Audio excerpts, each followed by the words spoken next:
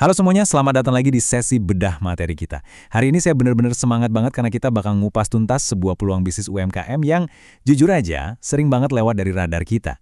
Nggak usah basa-basi lagi, kita langsung aja bahas gimana caranya nyulap bahan baku yang super sederhana jadi ladang cuan yang luar biasa. Tentunya dengan strategi yang tepat. Tapi sebelum kita masuk ke strategi bisnisnya, coba deh tebak teka-teki ini. Buah apa yang jumlahnya super melimpah di Indonesia? Gampang dicari sepanjang tahun, harganya stabil banget, tapi sayangnya punya satu kelemahan fatal, yaitu gampang banget busuk kalau udah matang. Nah, ini dia masalah bisnis utama yang mau kita pecahkan hari ini. Oke, mari kita bedah sama-sama. Jawabannya adalah pepaya. Ya, pepaya. Seringnya kan kita cuma ngelihat pepaya ini sebagai buah pekarangan biasa aja ya. Tapi kalau kita pakai kacamata bisnis yang bakal kita obrolin hari ini, pepaya ini sebenarnya tuh kayak emas hijau yang belum banyak disentuh sama teman-teman pengusaha UMKM. Yuk kita ubah cara pandang kita soal komoditas yang satu ini. Berikut peta jalan perjalanan bisnis kita hari ini. Pertama, potensi emas si buah pepaya. Kedua, inovasi camilan pepaya muda. Ketiga, tren sehat pepaya matang. Keempat, ekstrak premium produk cantikan. Dan kelima, kunci sukses bisnis UMKM. Bagian pertama, potensi emas si buah pepaya. Mari kita lihat gimana caranya buah pekarangan ini bisa jadi peluang bisnis yang bernilai tinggi. Kalau kita perhatikan kutipan dari materi sumber kita, ini benar-benar jadi fondasi utama kita. Karena karakteristik pepaya ini kaya nutrisi tapi gampang banget rusak pas matang, kita tuh kayak dipaksa buat mikir kreatif. Dan justru dari keharusan berinovasi inilah tercipta peluang bisnis yang sangat menjanjikan. Intinya, kita ambil komoditas mentah yang murah, lalu kita olah untuk ngasih nilai tambah yang tinggi. Dan ini memberikan ilustrasi yang brilian banget tentang betapa dinamisnya buah yang satu ini.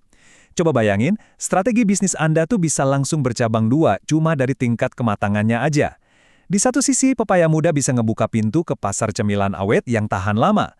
Di sisi lain, pepaya matang itu ibarat tiket VIP Anda buat masuk ke tren kesehatan modern, berkat rasa manis alaminya. Keren banget kan? Lanjut ke bagian kedua, inovasi camilan pepaya muda.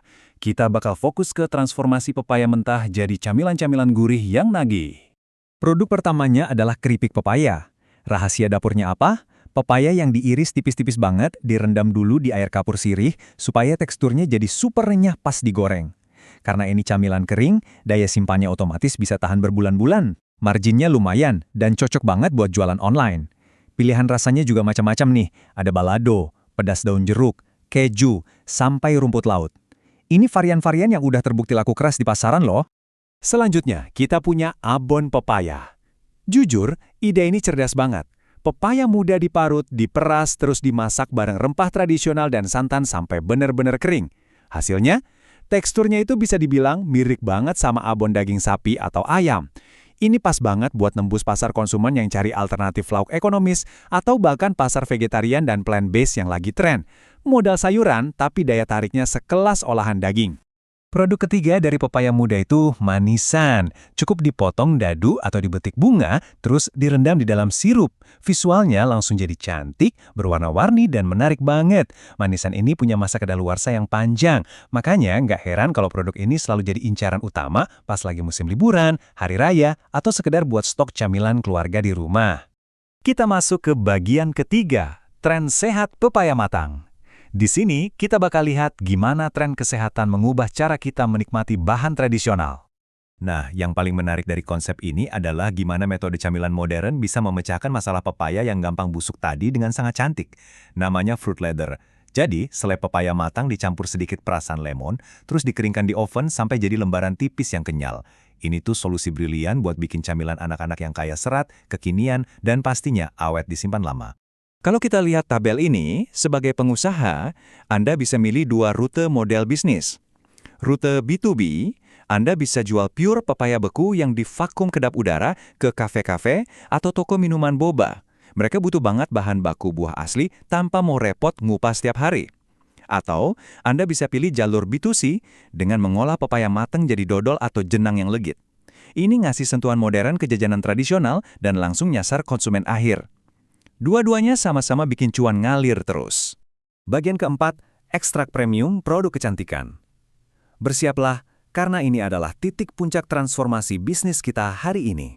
Mari kita tingkatkan energi kita di sini, karena kita masuk ke fase dari nol jadi pahlawan.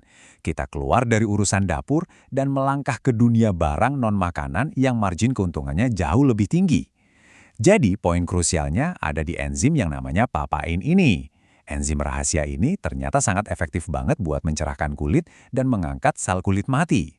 Nggak heran kan kalau ekstrak pepaya tiba-tiba jadi bahan baku yang dicari-cari di industri kosmetik organik lokal yang sekarang lagi booming-boomingnya. Dari enzim papain tadi, Anda bisa bikin deretan produk kecantikan bernilai tinggi, mulai dari sabun herbal buatan tangan, masker wajah organik, sampai lulur atau body scrub. Produk-produk pendamping ini bukan sekedar barang biasa. Ini adalah cara cerdas ngebangun basis pelanggan yang super loyal dan merubah buah murah di pekarangan rumah jadi merek produk perawatan diri yang premium.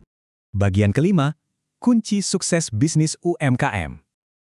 Waktunya kita bahas eksekusi nyata di lapangan. Ide-idenya udah mantap semua nih. Tapi mari kita bergeser dan lihat gimana semua ini terbangun jadi bisnis yang beneran jalan. Ada 3 langkah vital. Pertama, pastiin Anda menghilangkan aroma langu pepayanya. Anda bisa akali pakai pandan, vanila, kayu manis, atau jeruk nipis. Kedua, visual itu penting banget. Gunakan packaging yang estetik, kayak pouch kekinian atau vacuum bag. Dan ketiga, ini yang bikin bisnis Anda naik kelas. Urus legalitas PIRT dan sertifikasi halalnya. Ini tiket wajib supaya produk Anda bisa masuk ke rak minimarket dengan percaya diri. Kita udah lihat semua datanya, potensinya, sampai langkah-langkah praktisnya. Pertanyaannya sekarang, apakah Anda siap mengubah pepaya di halaman Anda jadi pundi-pundi rupiah? Jangan biarkan peluang emas ini berlalu dan membusuk gitu aja. Ambil tantangan ini, mulai langkah pertama Anda sekarang juga, dan jadikan eksplorasi kita hari ini sebagai pondasi kerajaan bisnis Anda berikutnya. Terima kasih udah gabung di sesi hari ini, sampai jumpa.